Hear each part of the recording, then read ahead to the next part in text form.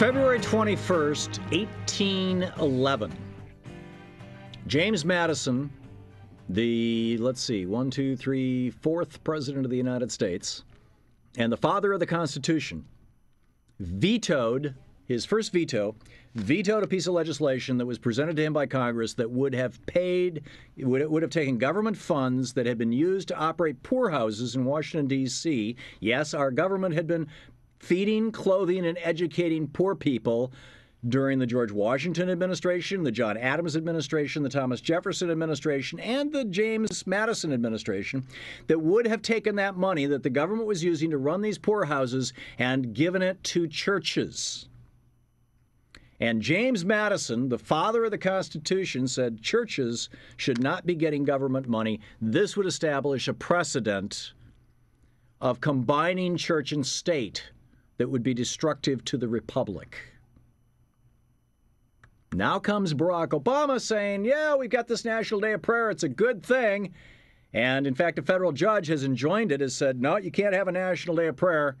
It's an illegal violation of the separation between church and state. And the Obama administration is challenging that. They're going to take it to the Supreme Court in all probability. It's a fascinating thing here. And so now the other side, shall we say, weighs in. David Niose is with us. He's with the American Humanist Association. He's the president. AmericanHumanist.org is the website. David, welcome to the program. Hi. Thanks for having me. Thanks for joining us. You are suggesting that we should have, instead of a National Day of Prayer, a National Day of Reason. Do I get that right? You do. Okay, tell me about it. Well, the National Day of Reason is a day where all Americans can hopefully celebrate. The National Day of Prayer is very exclusive. It excludes anyone who doesn't believe in prayer and is basically non-religious. We feel that reason is a universal American value, or at least it should be. And therefore, we promote the National Day of Reason on the same day as the National Day of Prayer. So let me get this right. You want everybody in America to worship reason for one day. Not worship reason, I would say. To celebrate reason would probably be a better way to put it. Okay. How is that different than celebrating Christmas? Well, Christmas is a religious holiday. It's very much a Christian holiday, although it's been secularized. I was going to say, for a lot of people, it's not. It's just another holiday. But that's right, and it's different than Christmas in that you're not barraged with ads for 2 months before the holiday comes. In fact, a lot of people don't even know about the National Day of Reason yet. But we just feel that a day to acknowledge reason and critical thinking. There's a revolutionary. Well, I'm all in favor of reason and critical thinking, but I have some concerns about imposing it on everybody in America and saying you've got to celebrate this. Come on, you celebrate it quick. Well, it's voluntary, Tom. I mean, we're not jamming it down anyone's throats, but we're just trying to point out that reason, generally speaking, is a value that we can all agree on. But we're not banging people over the head with it. Actually, we don't. Sarah Palin doesn't agree with. You want to take the side of unreason? I do. I want to tell you that I believe that as Americans, we have the right to be as stupid as we want. And many people exercise that right. You're absolutely right. Yes. I'm on Sarah Palin's side with this. You can be absolutely fact-free and make $12 million in the United States of America, and frankly, that's a right that I'm here to defend. Well, we never thought of it as a holy day of obligation, but I mean, you're certainly shining a new light on it. Well, I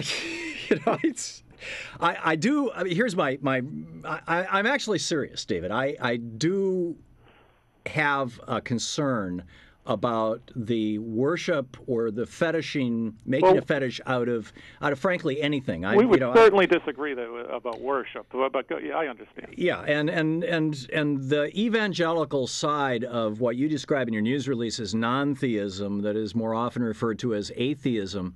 The evangelical side of it, I find not that different from the evangelical side of Mormonism, for example.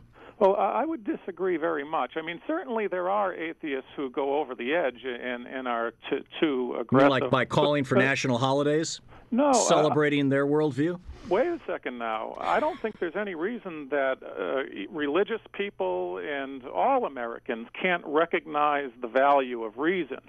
We do not really see this as something that, well, they've got their holiday, this is ours. Right. We're trying to point out that America is a secular, at least our government is secular, and that we're supposed to be passing laws and making, tailoring our society around reasonable public policy. That's something we can all agree on. We're not bashing people over the heads with atheism or anything like that. But you want everybody to celebrate this thing. Well, we're not How saying about a you compromise? We're talking with David Niose. He's the president of the American Humanist Association. AmericanHumanist.org is their website. And they're proposing the National Day of Reason to replace the National Day of Prayer. How about we wipe the slate clean? We get rid of all the religious holidays, Christmas, Easter, that are state-sanctioned, and the National Day of Prayer, and replace them with the traditional four... you could call them pagan holidays, but paganism has become an officially recognized religion in the U.S. military, for example. But the ancient holidays of winter and summer solstice and spring and fall equinox, or do I have my solstices and equinoxes backwards, whatever it is. Basically, we sort of do this anyway. Christmas used to be the old dead of winter celebration. Easter used to be the spring celebration.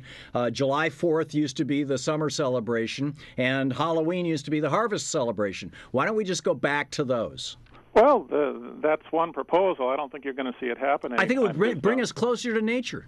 Yeah, and I think it would be more secular, generally speaking. It would be. It's but that's or it might be very actually religious, because you could say, because all the world's major religions have grown out of and incorporated elements of the paganism that preceded them, and that's why they have their holidays during these times of the year. Yeah. So they could celebrate their holiday, but nationally we'd say, it's the winter solstice and it's the spring equinox and that kind of thing. Yeah, well, we're not going that far. I mean, by proposing... No, you want people to celebrate your religion. No, we're not. See, that's where we differ, Tom. We think reason is a universal value, or at least it should be, generally speaking. I mean, we could delve into the minutiae.